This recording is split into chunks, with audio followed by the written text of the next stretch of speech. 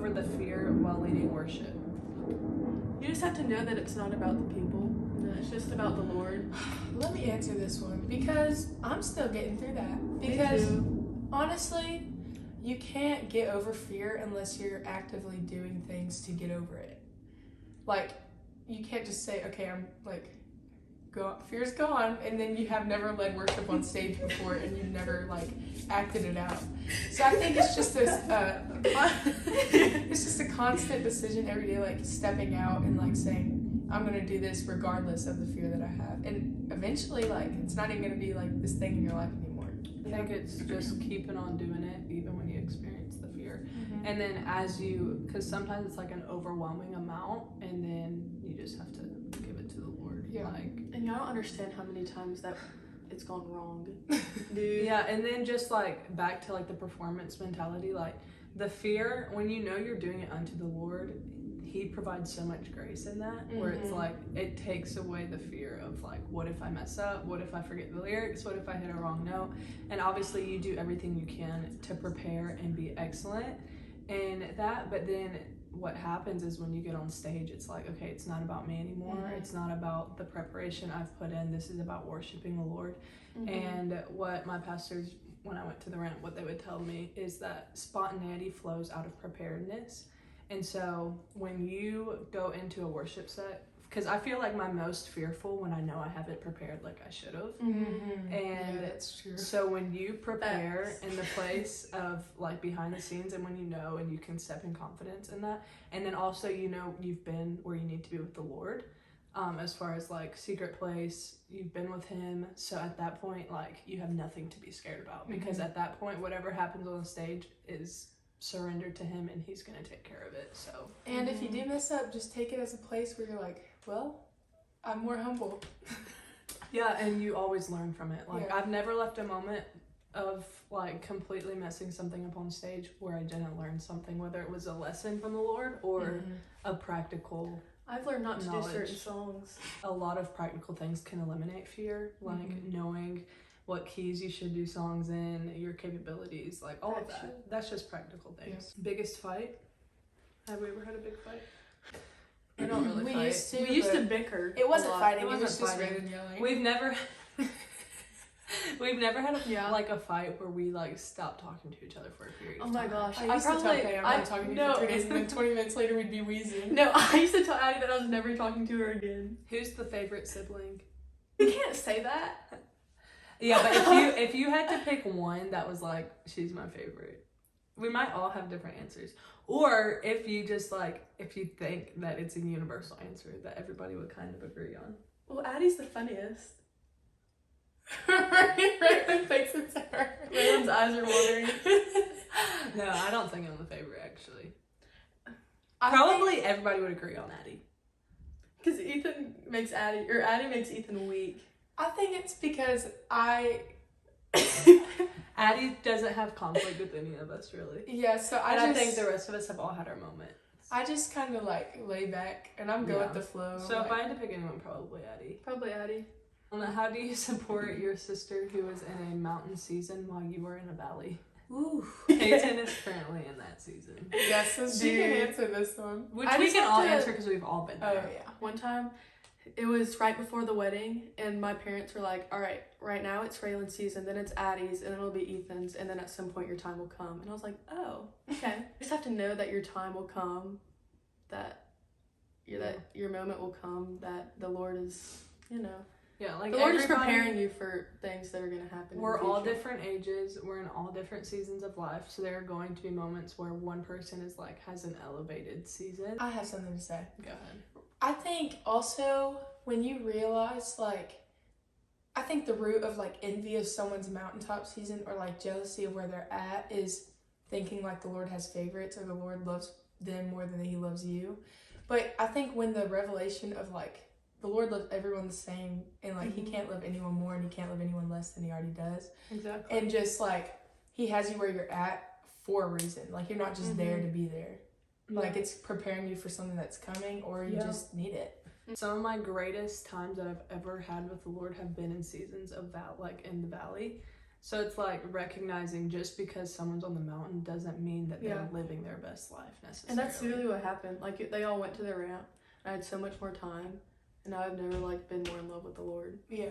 I think also it takes awareness of the one who is on the mountaintop in that season. Like, them having awareness of, okay, like, I still need to be the support for my sister because she's not, you know what I mean? Like, everybody being aware, like, you, like, supporting her through her season, and then you, the one in the valley, celebrating the other person. Mm-hmm. Because that's where the envy comes in, is like, if you feel so good that you can't be on their level, and if they Yeah. are so jealous of you that they can't celebrate you. It's deep-rooted pride. Just like discerning the season, knowing that, like Addie said, just because the Lord is favoring someone else doesn't take anything away from him favoring you. Yeah. Yeah. Do you have any advice on how to pray for your future husband? Like, what to pray for and what not to pray? Girl, be specific. Yeah, specific prayers. The And Lord I would hears say you. just continue to do it. Like, don't neglect praying for him. Just because it makes you think about it. I would say, like, take it to the Lord in the place of prayer. The scripture that says he'll give you the desires of your heart means that the Lord puts in your heart the desires that he wants you to have. And so the desires that he puts in your heart is what he wants you to pray for. And so, that's the thing. It's before that it says delight yourself in the Lord. yeah. And So he'll give you in desires this of your season, heart. the number one thing is delighting in him. He'll begin to give you those desires, and as he gives you those desires, you start praying into those. It's not really what should I pray, what shouldn't I pray. It's delight yourself in the Lord, and he'll give you the words to pray. And then also be specific, know what you want, know what you're praying for. Ask the Lord, okay, Lord, what are the characteristics in my husband that I need to be praying for? And the Lord will literally reveal those things. He'll to tell you. He'll And tell you. The Lord knows what you need more than you know what you need. Exactly. It's just knowing, having it on paper, knowing what you want, and not feeling like you're asking for too much when you're praying for the things that you want. How to stay hungry for God and his plan over your life. I think it's staying in your word. Mm-hmm. Because in the beginning was the Word was with God, and the Word was God. Lord, when you read the Word, you're literally just figuring out more and more about who Jesus is. And like, it's almost like when you're with a friend, the more you like get to know them, the closer you are, and the more you want to hang out with them. You know what I mean? It's just like continuing to figure out who he is and finding new parts about him that you've never known before. And not neglecting the place of intimacy with him.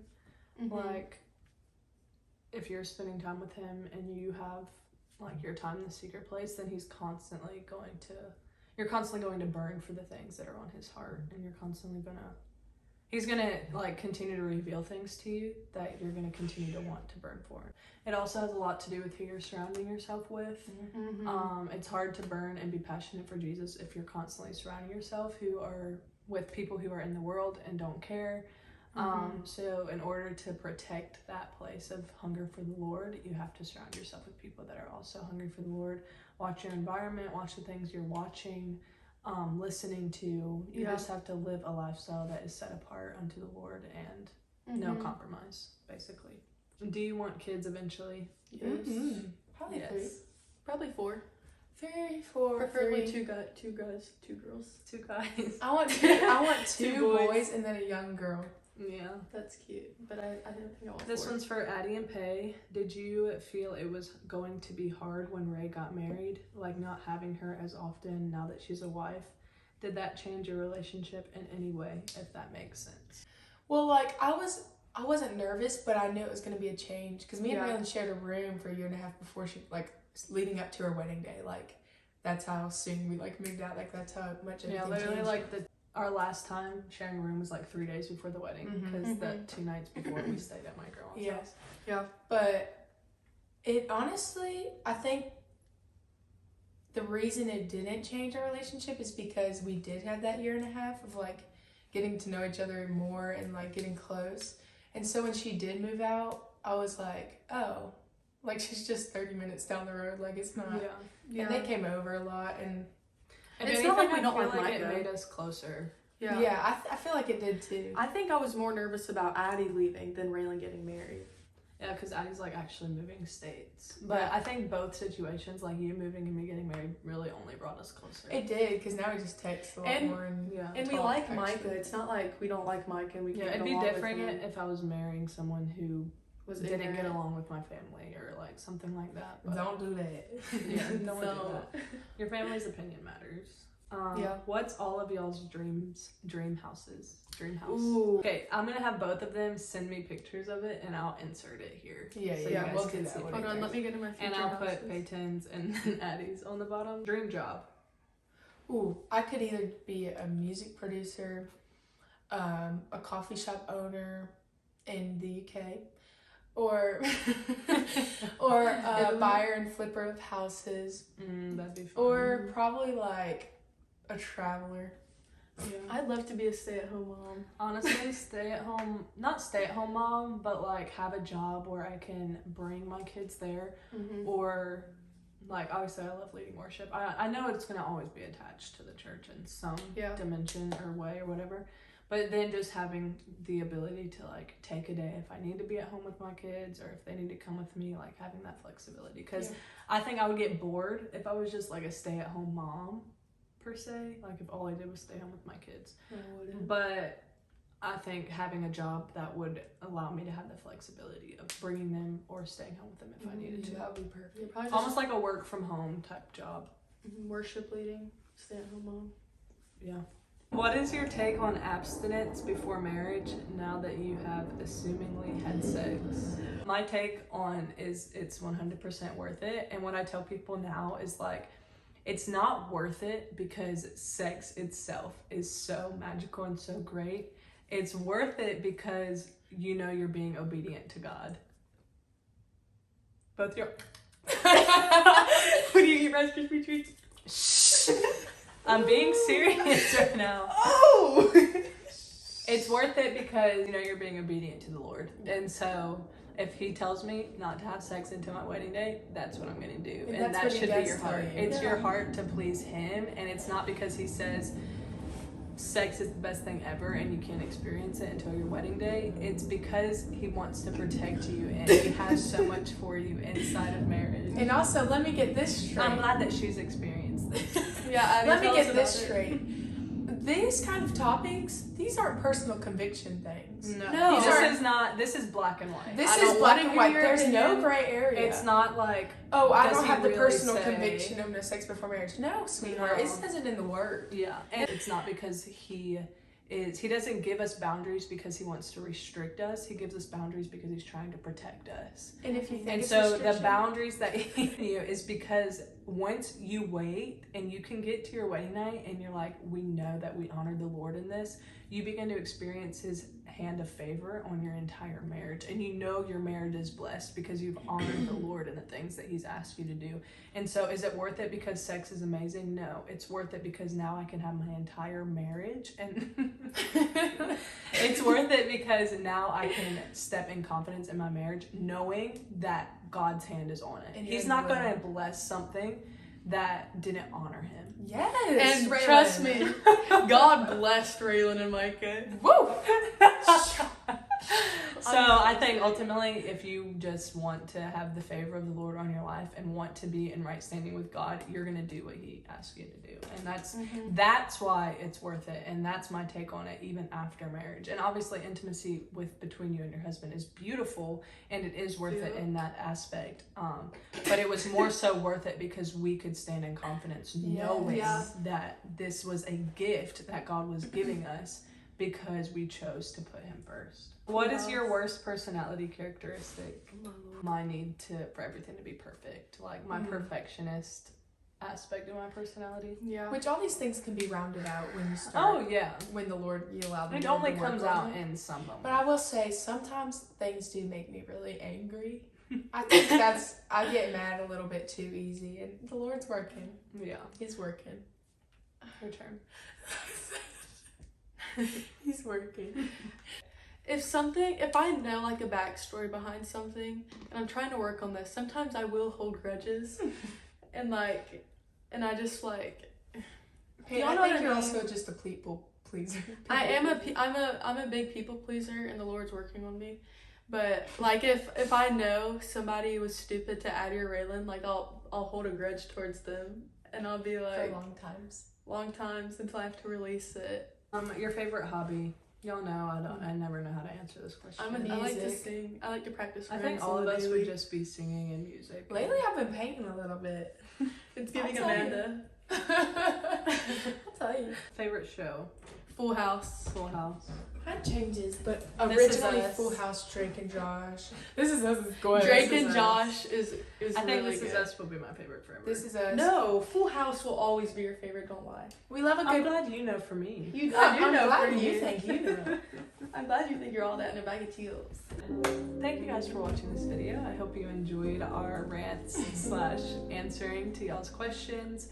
Go ahead and like this video, subscribe to our channel, and leave a comment down below future videos that you would like to see. You can also go ahead and turn on our post notifications if you'd like to do that.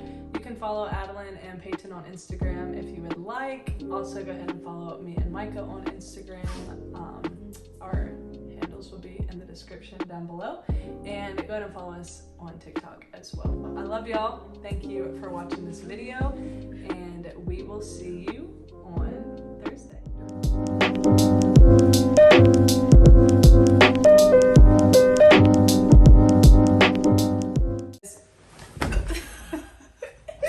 Y'all are stupid.